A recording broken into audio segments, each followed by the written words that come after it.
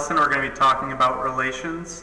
And to start, let's do a little warm-up with order of operations. We've got Tom and Lee Chang are solving the equation x equals 4 times the quantity of 3 minus 2 plus 6 divided by 8.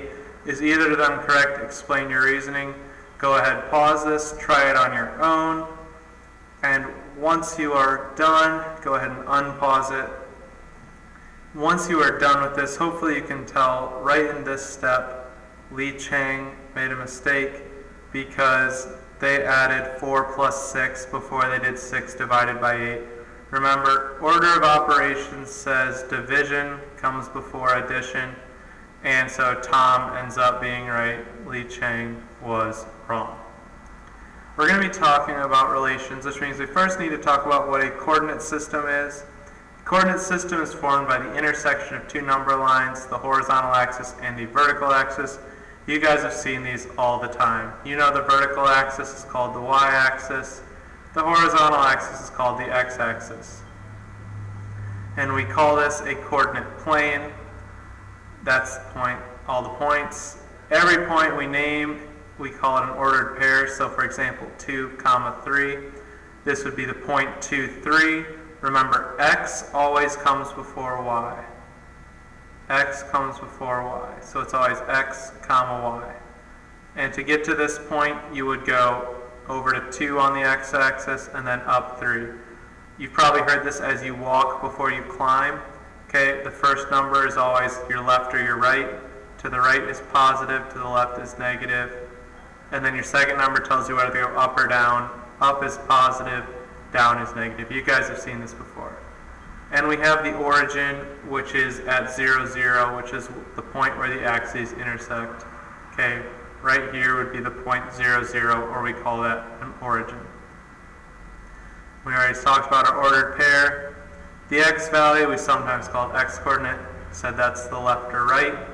That's your horizontal. The y-coordinate tells you whether to go up or down. Okay, a set of ordered pairs is called a relation. And a relation can be represented in several different ways, as an equation, in a graph, with a table, or with a mapping. Now this part may be the part that's new, this part talking about a relation. So let's go ahead and look at that. With this mapping, you're always going to go from your domain to your range. And mapping illustrates how each element of the domain is paired with the number of the range. So the set of the first pairs of ordered numbers is our domain, and the set of the second numbers of the ordered pairs is the range. And this represents the ordered pairs -2, 4, -1, 4, 0, 6, 1, 8, and 2, 8. And what this means, how you make a mapping. So I've got the point -2, 4. Notice, -2 goes to 4.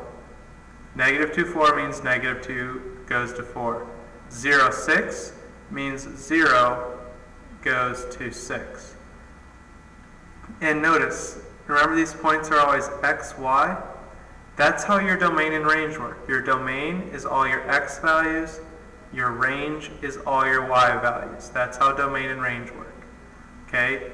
And this mapping just tells us for every x value, what y value do they go to? Or for every value of the domain, what value of the range does that number go to?